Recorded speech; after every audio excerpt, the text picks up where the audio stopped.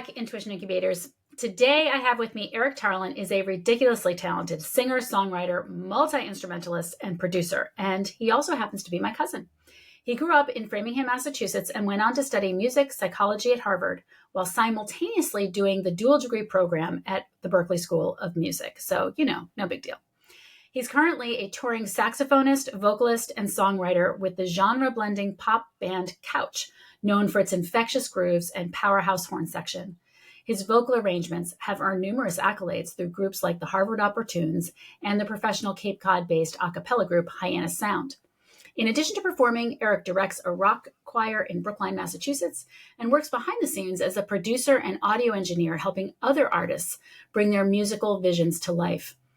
And so, over a bagel and lox at a recent family event, I grilled Eric on how intuition plays into his music and asked if he'd be a guest.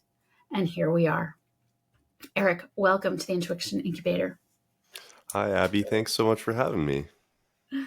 Yeah, I was just saying that I think of you more as a nephew because your dad and his brothers were really more like brothers to me growing up. But technically, I guess we're second cousins, right?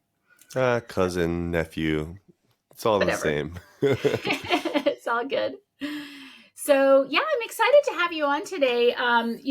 We wound up in a conversation with my son Wyatt also at this family party, and because he had some questions about music and all of that, and we ended up having a little talk about how intuition plays into music.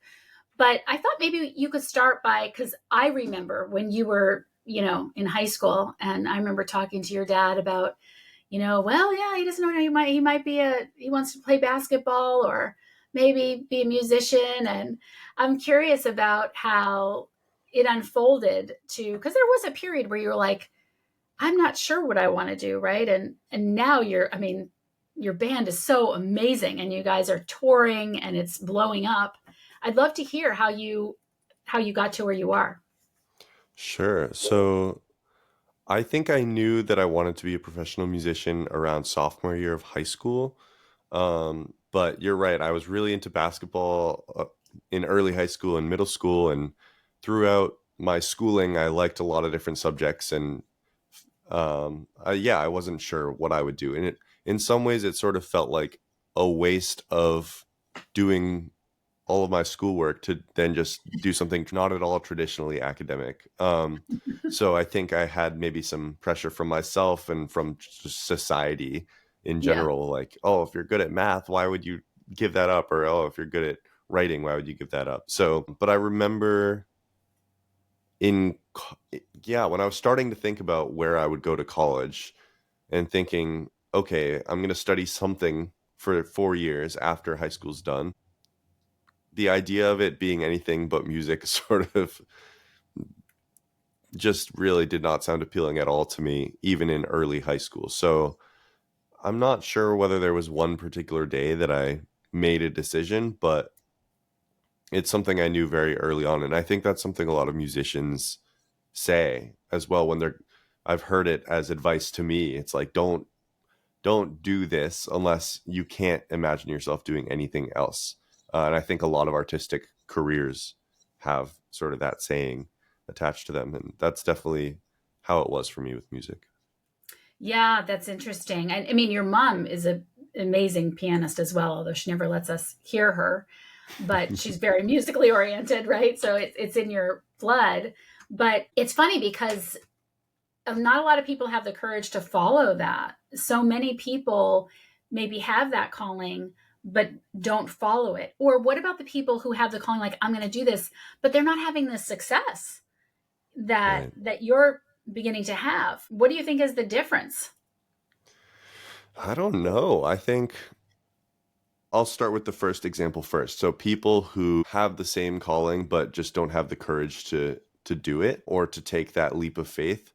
I would create a distinction between my experience and that group of people because I don't think that I could have been happy and not taken that leap of faith. So like I feel like there are some people who just have a need to make that the main part of their lives.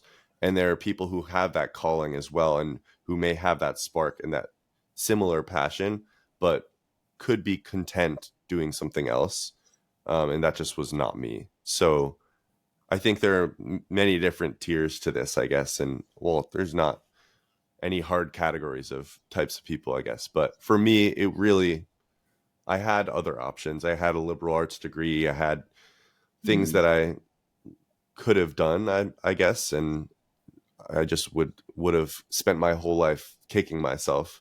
And I'm sure many people do. But as for not having success, but having the same drive and the same passion, that's a little trickier. I've been very, very lucky to sort of have my passion projects turn into things that are somewhat viable for the beginning of my artistic career. So in my particular case, I found myself drawn to certain activities that I'd pour so much energy into, and it wouldn't even feel like I was really working that hard.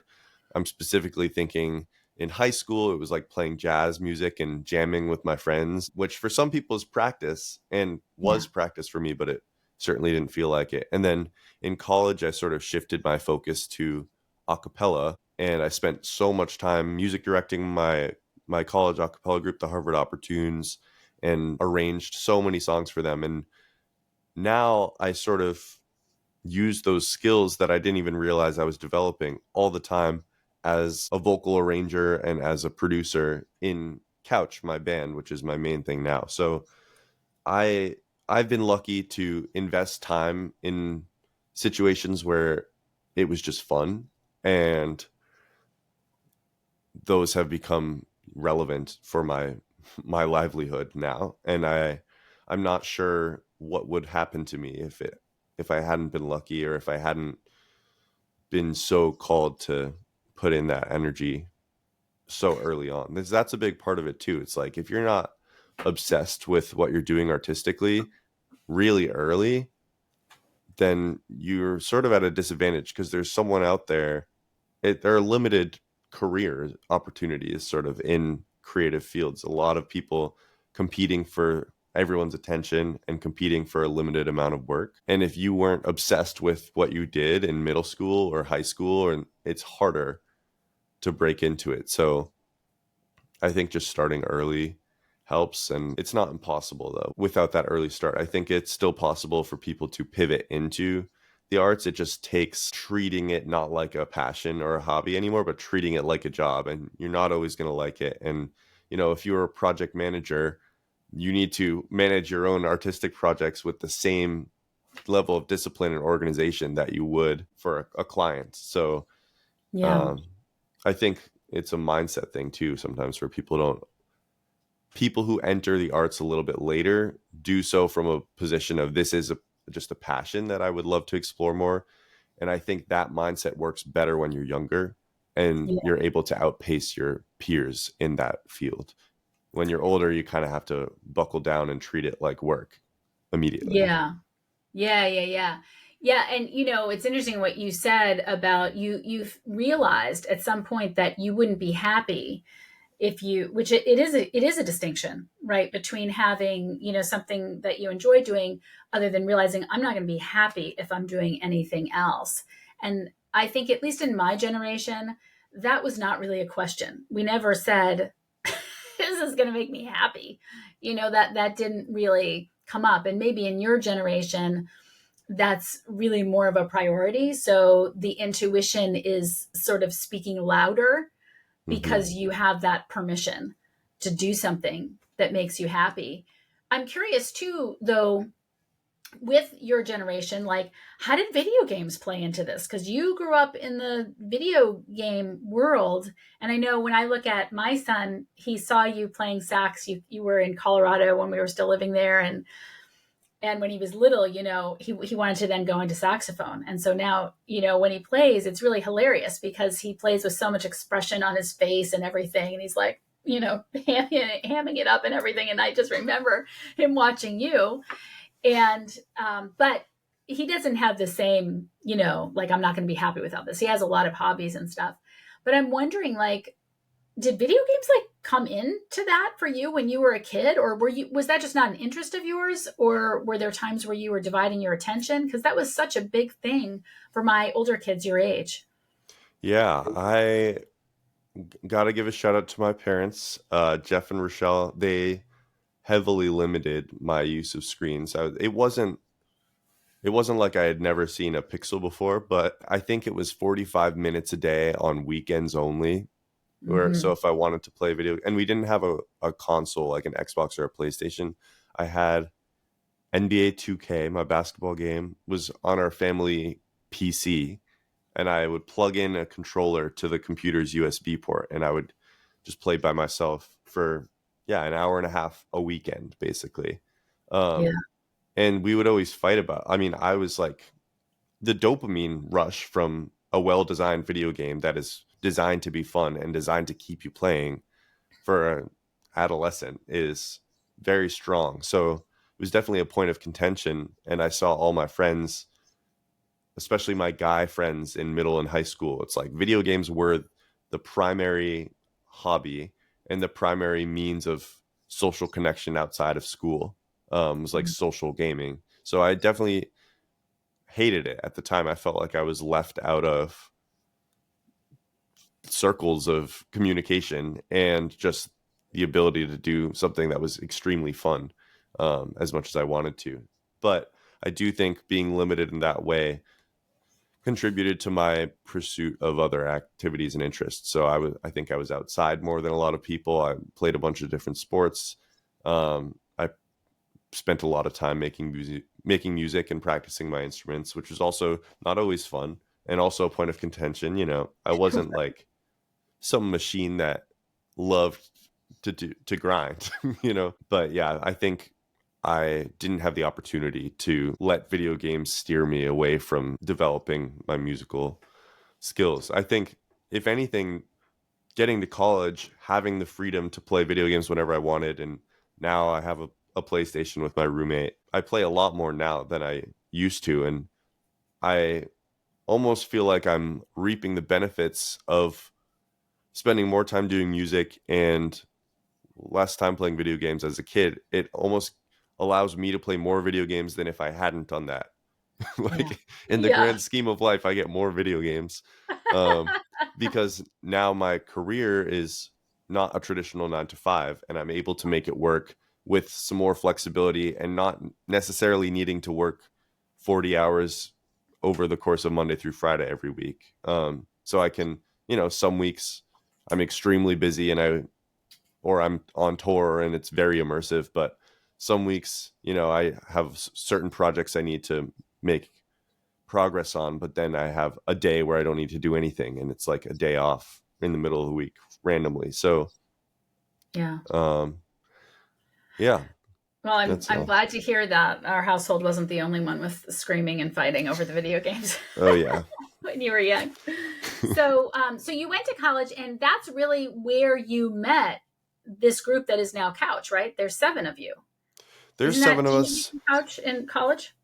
I met Couch during college, but not at college. We all went to different schools, so I knew our trumpet player from before college. We went to a summer camp together in Massachusetts, and we both played jazz in high school. He was like the trumpet player for Massachusetts, like all state jazz band, and we'd bump into each other at these competitive, youth music honor bands and stuff. So we played together a number of times before getting to college.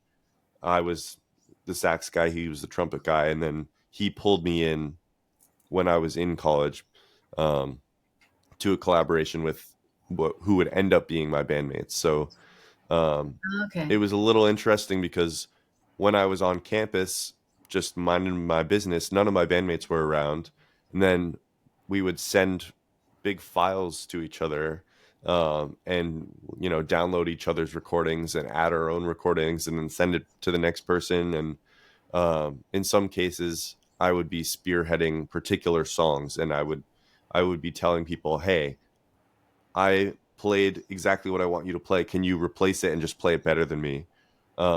And it was a Ah, very, very disjointed style of collaboration early on, I would say. And sometimes we would record music together. We all grew up in the Boston area, but we just didn't all know each other. So we'd be home for winter break or something, and we'd record a song or two, and it was a slow moving passion project with a lot of individual responsibility placed on one member at a time, because one person would be spearheading a song essentially, and then So you that person all would, you all write songs. yeah. Everyone in there writes them. Yes, yes. And some of us have been more involved than others, and some of us are more involved in lyrics or the music side of things or the production. But almost everyone in the band has at some point been the point person for a song that we're working on. And more recently, it's become a little bit more creatively democratic along the way, where we're making creative decisions in person in the rehearsal room, and we're jamming and trying out things with immediate feedback basically from each other. But for throughout college, yeah, it was like, okay, Zach is in charge of this song, and I'm gonna just play the horns that he wants, or I'm in charge of this song, and I'm gonna say, Zach, play this exact guitar part, and we would weigh in. But it was much more individual, and now it's become more collaborative, which I think there's benefits to both. Yeah. And what exactly do you play? I know you play sax. I know you sing. What else do you Yeah, so play? I play sax as my main thing in this band. I've spent a lot of time singing, but I basically just sing some background vocals when I don't have a saxophone in my mouth. But I'm not a lead singer of this group or anything. And then on a few songs, I've played piano or synthesizers, but we have a great keyboard player, Danny Silverstone, who is our main keys and piano guy. So mainly saxophone, but I play a bunch of instruments, and every once in a while there's like a little rogue Eric Tarlin thing that makes it on a different instrument to a live or to a studio recording. Yeah. And so how do you feel like intuition plays into this for you? And this is some of what we talked about a little bit at the party, on stage and then also with producing music. Yeah, I think intuition is all over my involvement with Couch, and I even want to go back a little bit to the early college days of our band and talk about how intuition informed just my getting involved at all, because I feel like this was a very random musical side project for me at first. It was like, Huh. okay, I'm busy with my a cappella group. I'm studying saxophone at Berkeley, and I have ensembles that I'm playing with there. And this was like the 10th music thing that I had on my plate at Oh, that wow. time. And none of my collaborators were in the same physical place as me, and maybe that was good because it was sort of a limited time commitment at the time because we couldn't dive in fully while we were all apart. Um, but I think I was drawn to the organizational efficiency that I got to give credit to my bandmate Zach, who has just been a force in organizing everyone's efforts and has been a great project manager basically for Couch from the start. So I think my gut was sort of like, okay, I like the way that these songs are being made and the seriousness with which my collaborators are approaching this with. And the music was good. I liked the other musicians in the project, and so I sort of invested all this time and all of this basically unpaid labor for years that we were all putting in. Like we record 50 tracks of our singer Tema singing, and then I'm like editing it and pitch correcting it to make it sound like a really fancy pop song, because she's a great vocalist, but to get certain sounds of commercial, Right. a certain commercial standard, everything's pitch corrected or rhythm corrected. And I was just like doing this tedious work because I felt like I should, and I didn't really know why. We didn't have that much of an audience early on, and I think at a certain point the audience enthusiasm started to reinforce what I already thought to be true, which was that this might be a good thing to invest time and energy into. So, yeah, I just wanted to highlight how early on it didn't necessarily make sense to Yeah. No, I be think so that's involved. great. Yeah, but there was something like, was it the kind of thing where you just found yourself doing it and you just weren't really thinking about it, and maybe you had a thought once in a while like, I don't know if this is the most productive time, but you just kind of kept going? Yeah, and I started out as basically a session saxophonist. So my role was to just come in and play the parts, and I wasn't involved in producing the music or anything. So it was less work early on. And I started getting invested in the creative product that we were making. So after the first two songs, I became a little bit more involved in the recording and production and started editing all the vocals. And it's just because I felt like I could make it better than it Yeah. was. And, by the fourth, fifth song, I was heavily involved in the production and, choosing synthesizer sounds and deciding whether drums should cut out this at this part or not. And really just making arrangement and production decisions with my bandmates. So I sort of leaned in song by song a little bit more each time. Intuitively. Yeah. Cuz Yeah. yeah. And so then what is it like when you're creating songs now? Yeah. So now I think I'm a musician who has very visceral reactions to things or very strong opinions on what would feel good.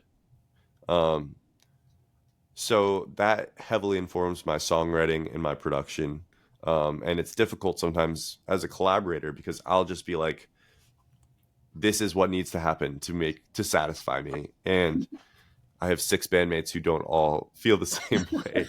So my North Star is my intuition when I'm making creative decisions. It's interesting being in a band because that intuitive pull is not always the majority opinion.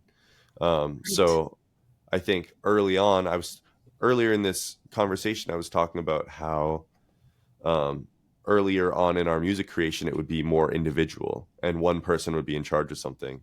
I relished those opportunities because I would just make whatever I wanted with amazing instrumentalists to play kind of what was satisfying to me. And as long as no one hated it, that Right. was what was going to stick. So now I'm learning to collaborate and be more open minded and go against my intuition. And I'm learning how it feels to gradually to have things grow on me that I didn't like and to come to love them just as much as my initial opinion. So that's been just a point of growth. But I also think my particular journey into music production started with electronic music in middle school. I was really into dubstep and EDM and just all these sounds that nothing else sounded like them because they were gross or they were really powerful or grating or and I've always been drawn to the tones of things. Like I remember one of my mom's favorite songs is Peace of Mind by Boston. And there's a one spot in that song where everything cuts out and it's just a distorted guitar playing the iconic chord progression. And I used to listen to that over and over again just because like something about the sound of that guitar scratched my brain. And then as a music producer, I feel like I'm striving towards that. I want to give people the feeling that that guitar gave me. And I think that's why I was drawn to electronic music in middle school because there were sounds that scratched my brain in the same sort of way. And I ended up teaching myself a ton about music production. I didn't, I just would watch YouTube or I would just poke around within this software on my family's laptop and didn't even know how to use the tools I was using. And if I had Googled some things, I think I would have saved years of experimentation. But I think my entry into the process of learning to use my tools as a music producer was also very intuitive. Like I was playing essentially with the different control that I had over how things sounded and what was happening when, without really any structure and without any goals. A lot of the time, it would just be like sit down, open up my parents' laptop, and just like hunt through different sounds until something was like, oh, that's cool. And then I'd hunt through sounds and I would let the sounds inspire me to come up with what those sounds should be doing, which I Yeah. think is not the approach that I always take now, but it started with an intuition first, sort of like, oh, this is cool. That makes me think of this. And just a linear sort of creation rather than like, this is the end product. this part's going to explode with a bunch of energy. Like I didn't have that vision at first. It was like letting one thing lead to the next. Well, maybe you just answered the question I was going to ask, because I'm thinking, I think so often when you're starting to create something, I know for me and for many people, there's frustration when it's not coming out the way that you want it to sound. And it sounds like there was a lot of permission that you gave yourself in those creation periods, that it was okay if, hours went by. I'm assuming, it sounds like from what you're saying, hours went by and it's like you didn't have a finished product yet. Did you get frustrated? Did you, or were you like so in flow and so like just in this creative state that it just, time went by and I think I was so in flow that I didn't care if I finished things or not. And honestly, it's I still struggle to finish musical projects, and I think that's part of why I was drawn to Couch, is that like these songs were getting finished, we were holding each other accountable. But generally, especially when I was younger, when I was in middle school and I was in high school and just starting to mess around with creating music in like a recorded music sense, um, I made things that I think now in retrospect really do not sound very good. But at the time, I was not critical of myself at all. I was very much driven by excitement and wasn't directly referencing any of my songs to like songs online or songs on the radio or anything. I didn't really have, I'm sure I had influences that were subconsciously informing me, but I wasn't striving to get something that sounded like something else. what a Um, gift. and I think that was sort of a dwindling opportunity. Like I think now I'm not able to do that anymore. I strive to feel that way, and very rarely, I can get in the zone and just be like pulled to add the next layer of the song or whatever with just pure excitement. But usually now I have higher standards for how professional the product sounds compared to other songs, and maybe I have a clearer idea of what I want. So Yeah. I have a less open-minded gauge for how satisfied I am with what I have. But I Right. think I think that was so valuable.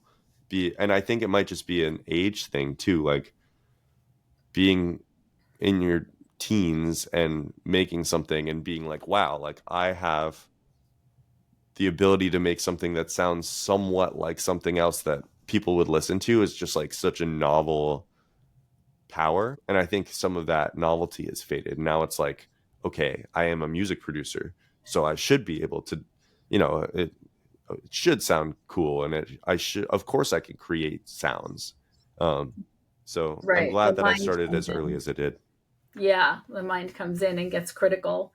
So you said earlier that sometimes, you feel strongly intuitively. Has there ever been a song that you felt strongly intuitively, your band said no, and you like regretted it? You regretted not following your intuition with regard to a piece of music, or maybe you just said no and did something differently, or has that kind of always worked out okay for you?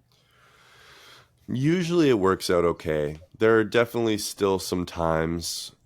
There are a few Couch songs where, I'm like, oh, I wish we were arguing about a particular chord, and, I didn't win the argument, and now I still don't like it. But most of the time I'd say I like just accept that that's what the song is, and I don't even think about it. I wouldn't say there's been any huge regrets. If anything, I think because, as I said earlier, I have such strong opinions a lot of the time, like a knee jerk reaction to what should or shouldn't happen, I end up being in a position of convincing others who don't have particularly strong opinions. And, it varies from moment to moment. Sometimes one person has a really strong thought and I don't care. But I often am the person who's like, no, hear me out. Like, this should happen. And I feel somewhat vindicated because I think some of my big hills that I've almost died on are are things that have translated really well to the final version. One of them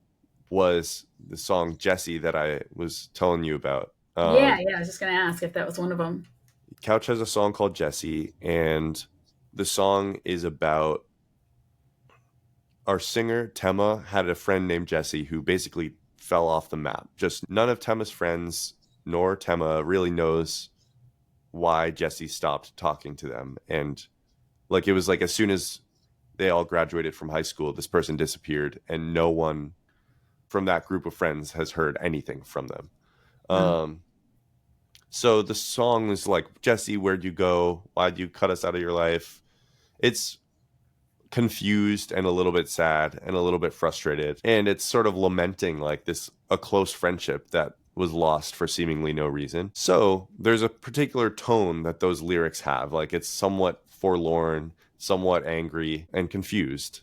And it's not particularly lighthearted or anything, but I kept hearing, I actually heard this like in the shower.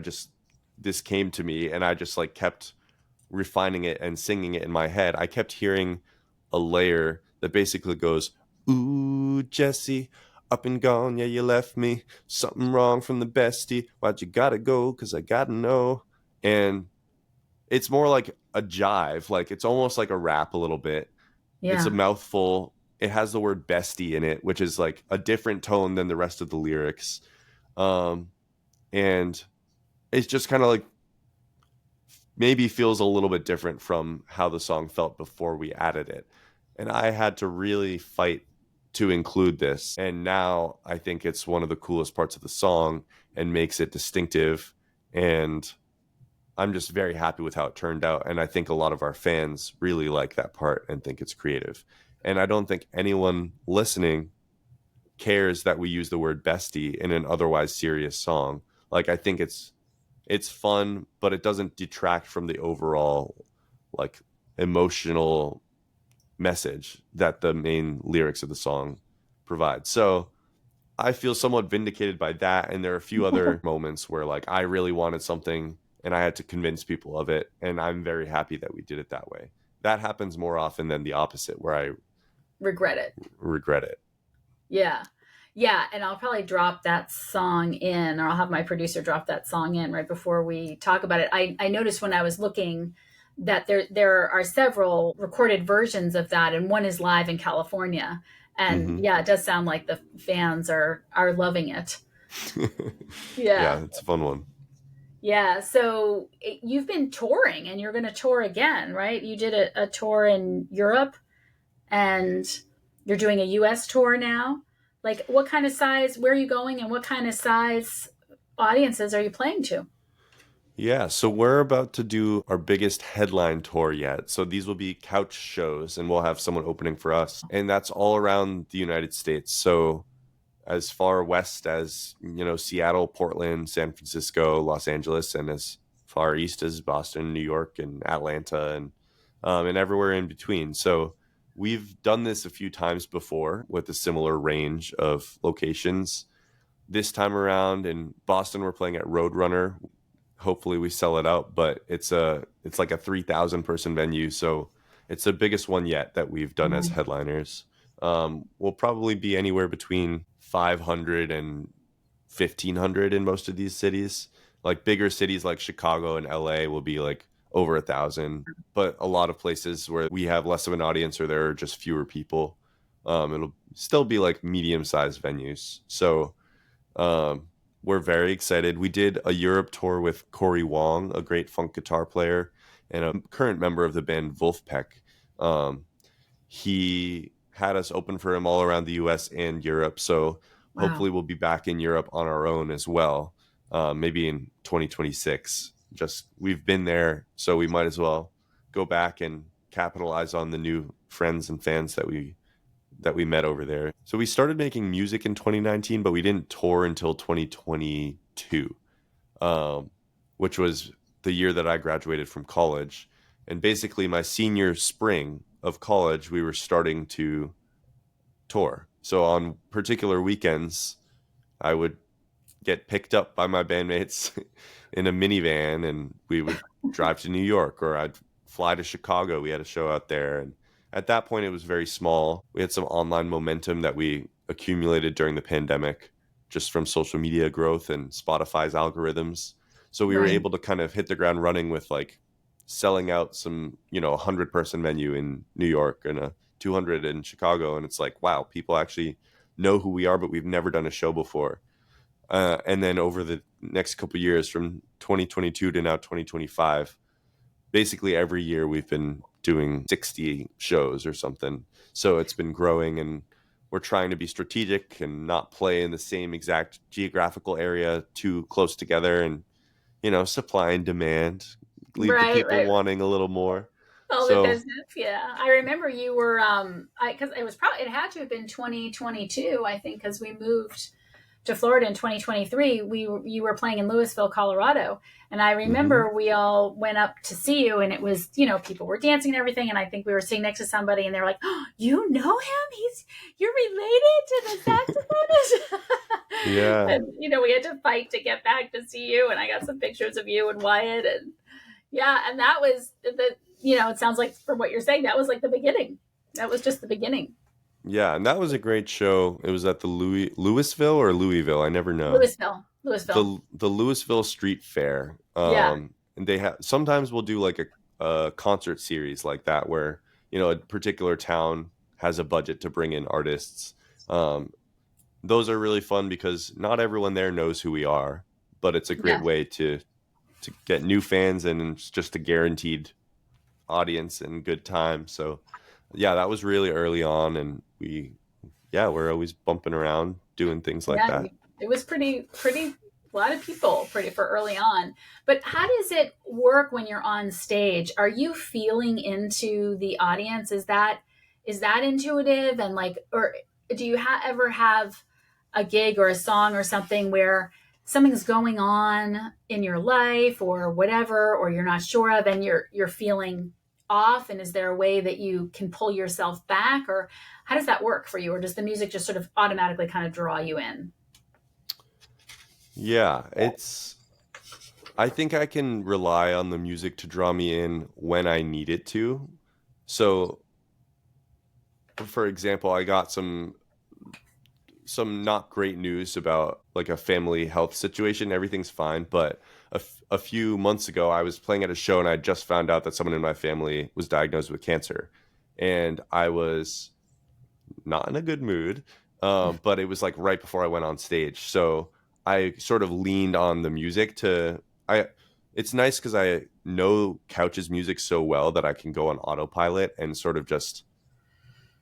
I don't Right. have to think that hard about what I'm playing, and I can let myself get swept up in the music and know that I'll be able to put on a good show anyway, even if I'm not in a great headspace. So when I need to, I can rely on just how the music makes me feel and sort of the innate movement that the music makes me want to do. But a lot of the time, I am looking for audience connection because when you do so many shows and it's a lot of the repertoire is similar from show to show, it's a job, Yeah. it's still fun, it's still my passion, but I felt so electric after the first couple shows we ever did.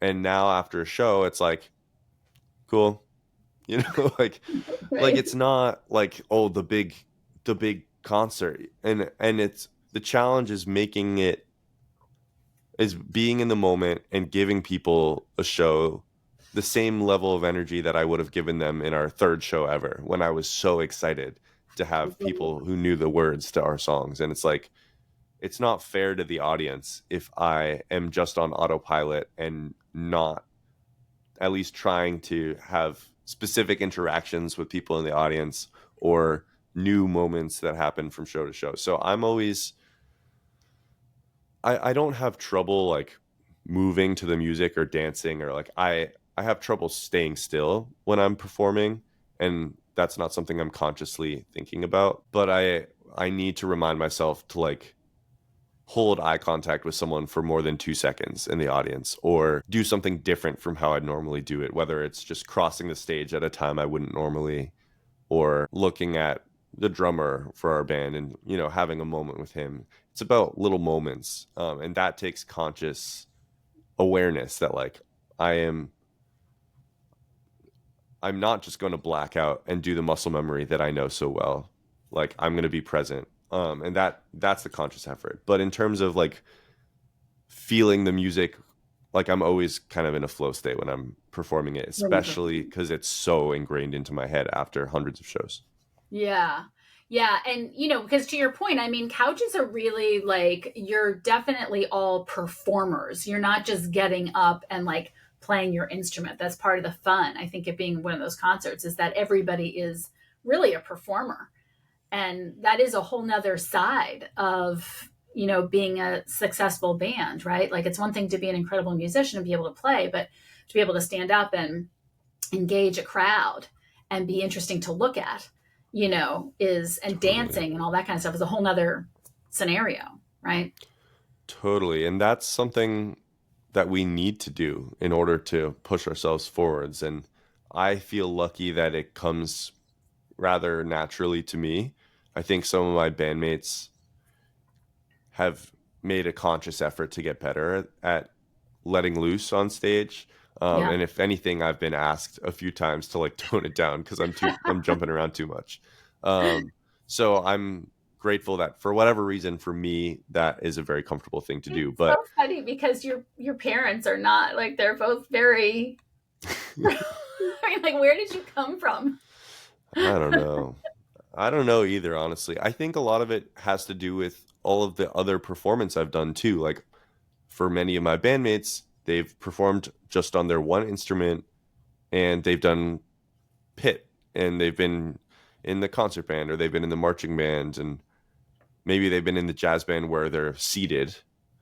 Whereas I did all this a cappella and I was in particular, the Hyannis Sound, the professional group that I sang with on Cape Cod, was very much a performance oriented group. Actually, not performance, entertainment was the Mm, language that we used. We drew this distinction between performance and entertainment, where performance, you can perform great and not be entertaining. If you did the same thing every day, you would get called out by your group yeah. mates and they'd be like, spice it up. Or like, you should be like walking. And it was a little over the top. It was a silly a cappella show. So like we're going into the audience and we're like spinning around an old lady and like dancing with her or like Right. whatever it was just very spontaneous, very fun. And I sang a solo every day in that group, which was a little uncomfortable for me as someone who identifies more as a saxophonist than a singer. This was like, okay, like you have to own this. All the eyes are on you. Your body language, if you're fidgeting or you're nervous, people are going to notice and you have to just kind of own your space and make big choices and Yeah. do silly things with conviction or it looks really awkward. So I think that I just got trial by fire in that group shortly before Couch started touring. Um, Yeah. that might be part of it. How do you know when a song is finished? Is that Oh, yeah, like how do you know that? that if I knew the answer to that question, I'd have so many more songs out in the world. Um, we in Couch, that is a huge difficulty, I would say, both in terms of writing the song and like we could tweak the lyrics endlessly. We could tweak the Yeah. chords and the arrangement endlessly, and we do. Just last week, we were working on some new music with Couch, and I was sort of the last line of defense. Like it was on my laptop, the song that we had recorded, and I was the one who basically decided when exactly it was done. Okay. Um, and I was trying to honored the feedback of my bandmates and I was doing a lot of production. And I spent basically like 4 12-hour days in a row making small tweaks to a song that we could have just sent it off to get mixed after one day of that. And most listeners wouldn't consciously know the difference. So who's to say if it was a waste of my time and energy or if it's extra sauce that will be subconsciously appreciated. So I don't Right. know the answer. I tend to err on the side of being a perfectionist and spending way more time than maybe I should, or maybe then I'm being paid to if it's for another client or whatever. I like really pour in energy to the point that if I track my hours on some of the freelance production that I'm doing, I'd probably be like, yikes, I should raise my rate or be a little less precious if the client is happy. But like if I'm not happy, but the client is happy, I tend to just keep working on it until we're both happy. And I'm not sure that that is the best life strategy, but who Right. knows? Um, Well, right. I mean, that was another question I had. Like, how does it differ for you? How does intuition work differently for you when it's your song or someone you're writing for? I like writing for myself because I can just follow the intuition without having to convince anyone of anything. If it's someone I'm writing for, it simplifies the process because they can tell me they don't like something, or even just if I'm collaborating in any form of collaboration, there's people to just shut down certain avenues of thinking, and that I think is helpful to me as someone who tends to spiral and think of all the possibilities I can think of. So for efficiency's sake, I think collaboration is good for me. For creating my favorite work, I think I still like working alone with a lot of time to let things percolate. I think I end up the happiest with the result, which makes sense if I had complete control and made something be exactly to my tastes. Of course, I like it. So when you do production work for other people that they hire you, like Hmm. what are you doing? Are you just creating? Are you writing songs for them to sing, or are you writing music for them? What are they hiring you to do? It varies a little from project to project. Generally, a client would come to me with a voice memo, like on their phone, of them singing or playing or both a song that they've written. So right now, I'm working with an artist who plays a little bit of guitar and sings. And so she would basically sit on her bed, play guitar, and record it. And it would be sort of a hastily recorded voice memo of a song. And she says, I hear this sounding like Taylor Swift from this album. Mm. Um, and I'll say, oh, like, what if it had these instruments or what? I'll just cook basically. So I'm playing a bunch of instruments. I'm recording myself on those instruments. I'm then editing my performance to make it sound exactly how I want. I'm layering things. I might be like, oh, when I listen to this reference song, I noticed that there's two guitars, one on the left and one on the right, and they're playing very similar things. Let me mimic that strategy. I'm recording the client singing, which is a big, I think a strength of mine is having done all this a cappella, being a big vocal producer and arranger with Couch and working with Tema, who's a great singer in Couch.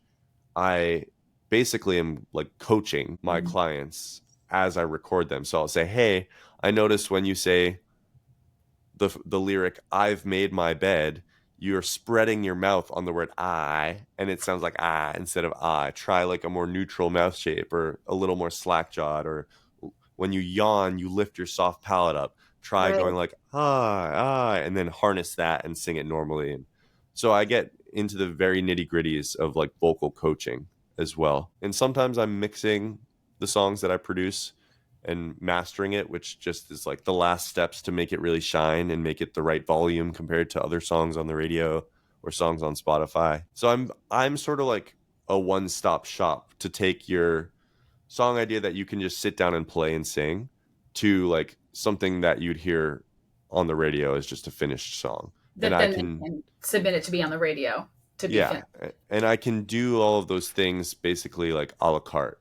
So sometimes people don't want, sometimes we'll hire someone else to do the final touches, or sometimes I, as the producer, will say, I can play some guitar, but I think this person that you collaborated with on this other song had a really nice approach, and maybe we take some of the money that I was going to get and I subcontract her to Mm. record guitar. And so it's a very it mean the word music producer, the words music producer mean a lot of different things, and project to project it can be very different types of work. Sometimes I'm recording the a cappella groups that I used to sing with, or I'm editing their performance and making it as fancy as possible, and then it goes on YouTube underneath video of them performing it live. So like I'll take the live stems of what we were singing and I'll produce it to be fancy. And then, boom, they have very high quality YouTube videos, which is like totally different from recording guitar or vocal coaching. Um, so I wear a lot of different hats. Yeah. And so I'm curious about, you know, um, how intuition plays. Do you feel like you have as strong of a sense of intuition? You clearly have a very strong sense of intuition when it comes to music. Do you feel like intuition plays in other areas of your life similarly? Like, do you, where their work or relationship or family or whatever, that you are moving intuitively in those directions, or is it harder to tap into your intuition in those moments? I think it's a little harder outside of music for me, but also music is the main thing that I spend my Doing time all the time. doing. Yeah. So it makes sense that most of my intuitive power is sort of applied to that. I will say, I think in my relationships, I follow my intuition, and I'm happily in a relationship of almost a year and a half now that I didn't expect necessarily, like I wasn't looking for anything, but I feel like the best romantic relationships in my experience occur when you're not necessarily hunting around for it, but you're just, seeing what comes to you and who you meet, and if it feels right, it feels right. So that was definitely an approach for my girlfriend Molly. That's been lovely. So that's an example that comes to mind. What about things like, I mean, you have to pick an apartment and you have to choose a car and you have to, like you've got to still like do these things. I talk a lot on this show with a lot of different people about different ways that we ignore our intuition or things that we're not paying attention to.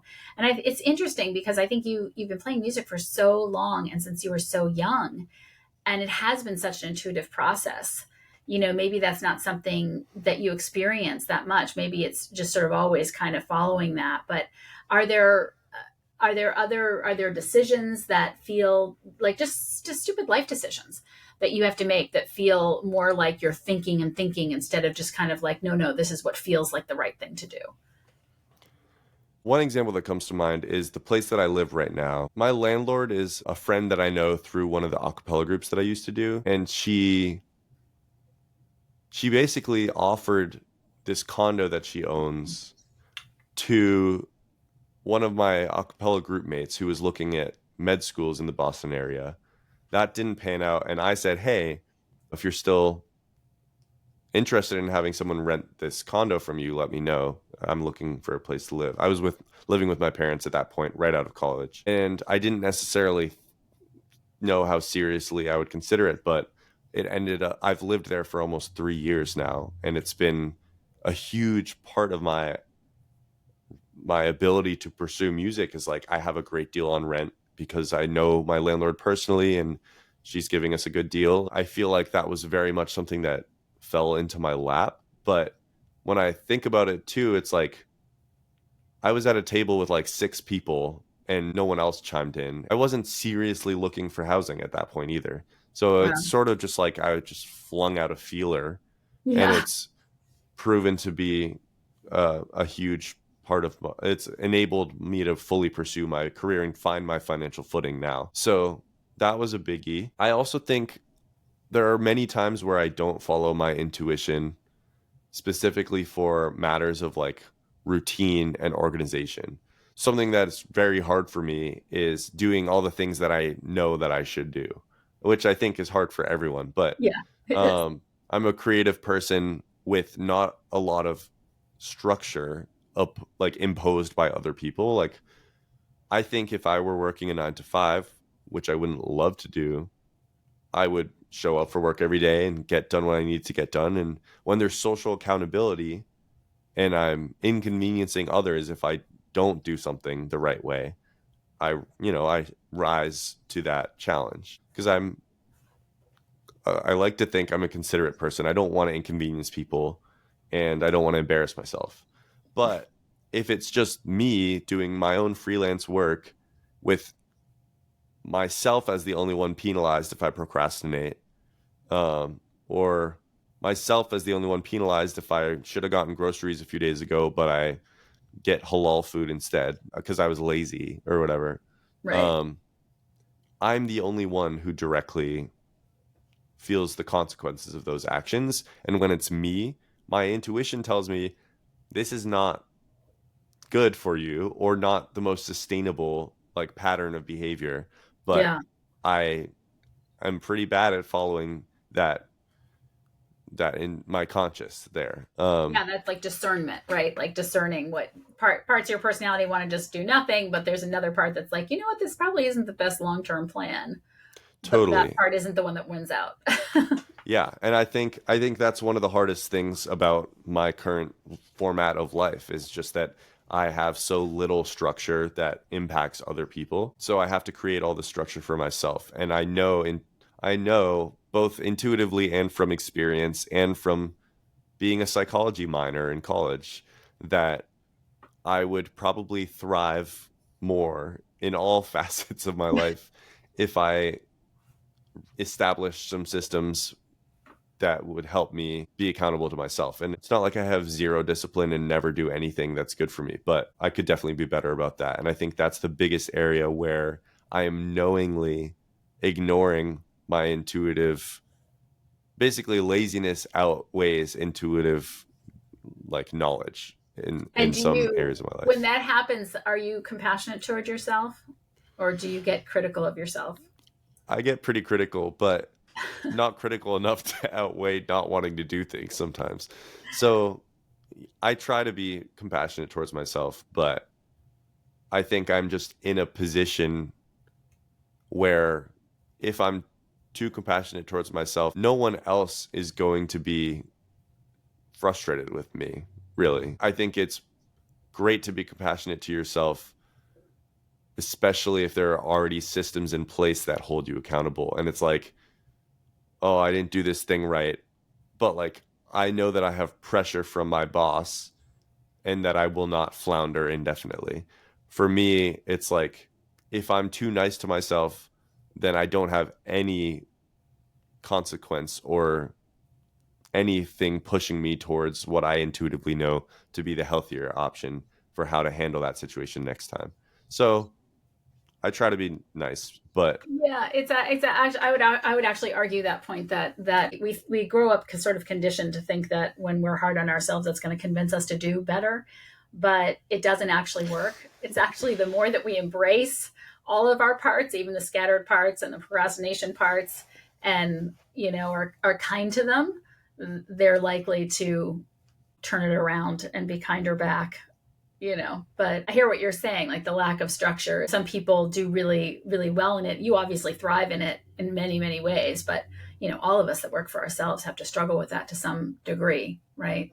If you had certainly the option to do nothing, it's pretty that's appealing.